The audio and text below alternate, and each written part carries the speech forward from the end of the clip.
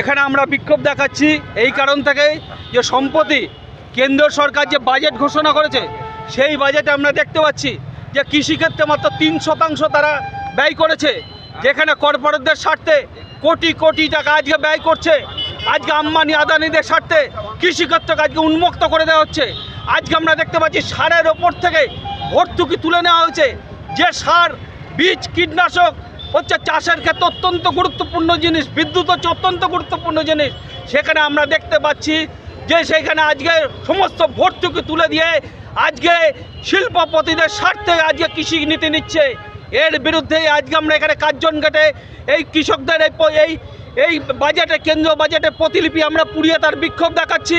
পাশাপাশি আজকে এখানে আমরা কৃষকরা এখানে উপস্থিত হচ্ছি। আর একটা দাবি আছে আমাদের, সেটা হচ্ছে যে গত রবি মরশুমে যে ব্যাপক বৃষ্টি হয়েছিল, সে ক্ষয়ক্ষতি হয়েছিল পূর্ব বর্ধমান জেলা, আলু, ধান সহ শাকসবজি সমস্ত ক্ষয়ক্ষতি হয়েছিল।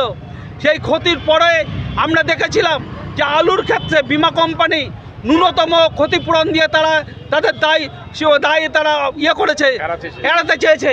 এই রকম হচ্ছে পরিস্থিতি। আমরা দেখতে পাচ্ছি যে সমস্ত ব্লকগুলোতে 100% ক্ষতিগ্রস্ত হয়েছে আলু চাষের ক্ষেত্রে, আজকে ক্ষতিপূরণ নামমাত্র দিয়েছে। আজকে তাই আমরা এখানে বিক্ষোভ দেখাচ্ছি। এইটাও আমাদের দাবি যে সমস্ত পঞ্চায়েত, বিশেষ করে মেমারি 1 নম্বর ব্লকের গন্তার 2, মেমারি 2 নম্বর ব্লকের সাতগাছি 1 এবং বর্ধমান 2 নম্বর ব্লকের বরশুল 2, এই সমস্ত পঞ্চায়েতগুলোতে সেখানে নামমাত্র বিমার টাকা দিয়েছে, সেখানে 100% ক্ষতি হয়েছে। তাহলে সেই 100% ক্ষতিপূরণের দাবিতে আজকে এখানে বিক্ষোভ চলছে।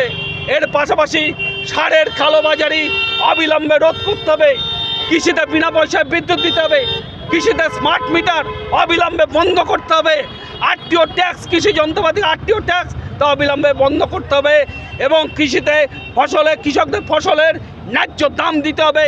50% যে স্বামীনাথন কমিশনের সুপারিশ, সেই সুপারিশ মেনে অবিলম্বে কৃষকদের ফসলের 1.5 গুণ দাম দিতে হবে।